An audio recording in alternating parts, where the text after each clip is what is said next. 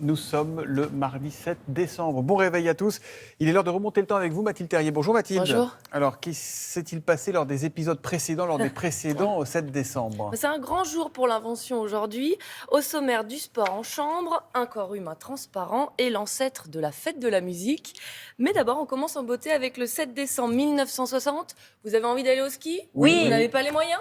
Eh bien, j'ai la solution. Pour faire du ski cette année, pas besoin d'aller bien loin. Pour l'entraînement, cet appareil délicatement posé sur une descente de lit est suffisant. C'est très sérieux avec ce système. On acquiert la souplesse des chevilles et la puissance des mollets. C'est du moins Jean Vuarnet, le champion olympique, qui l'affirme. Ah, c'est merveilleux. Mais je vous vois rigoler, mais c'était sa vraie méthode d'entraînement lorsqu'il était de passage dans la capitale. Donc vrai ça marche, Ah visiblement. Jean Vuarnet, à qui l'on doit aussi la position de l'œuf, vous savez, pour aller plus vite quand on se En met en souche boule avec En les, souche voilà, les Ah le ouais, bâton. sport en chambre, la position de l'œuf. Et pourtant, on parle de sport. Enchaînez, Je vous remercie, hein. enchaînez.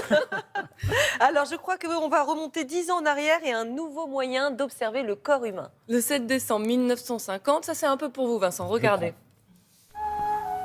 Le département radiologique de l'Université de Rochester aux États-Unis vient de réaliser un appareil de prise de vue inspiré de la première caméra radiographique.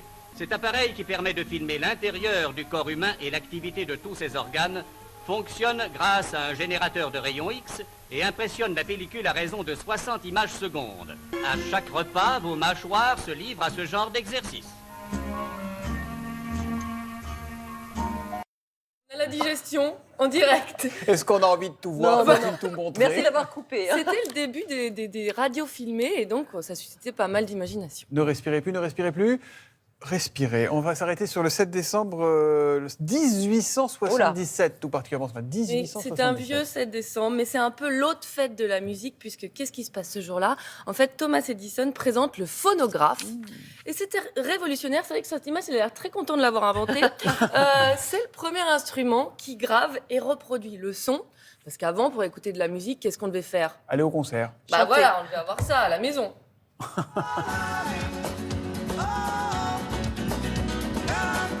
Bon, on n'a pas toujours des amis Si j'écoute très bien un musiciens peu de musique, venez les Gypsies. qui s'invitent comme ça chez Mais nous. surtout en 1877. Ils Voilà, étaient pas là, c'est hein. ça. Donc heureusement, avec le phonographe, on peut écouter de la musique chez soi et c'est le succès immédiat. Et il s'en est passé des choses de ce côté-là depuis, hein, Oui, Mathilde. quelques petites choses. Alors le problème du phonographe, c'est que ça prenait beaucoup de place. Après, il y a eu le tourne-disque dans une valise et surtout, 1963, qu'est-ce qu'il y a?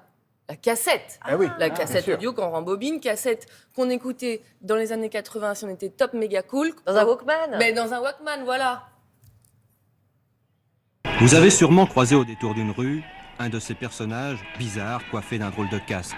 Rappelez-vous, il ne manquait que les antennes pour évoquer une autre planète. Mais n'ayez pas peur, ils ont simplement un Walkman. Pour les connaisseurs, le lecteur de cassettes stéréophonique est devenu l'indispensable signe d'appartenance à une certaine caste.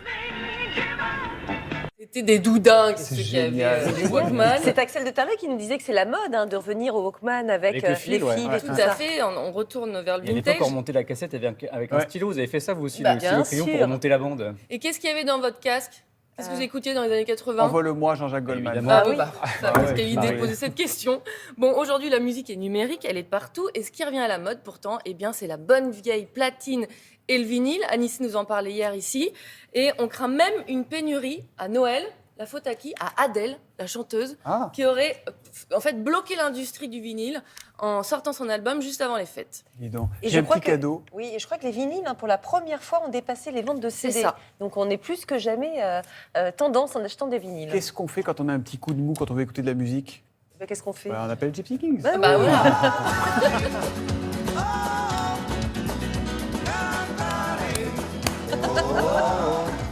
Ça met la pêche, hein. Toujours. Au réveil, comme ça, hop, un petit Gypsy King.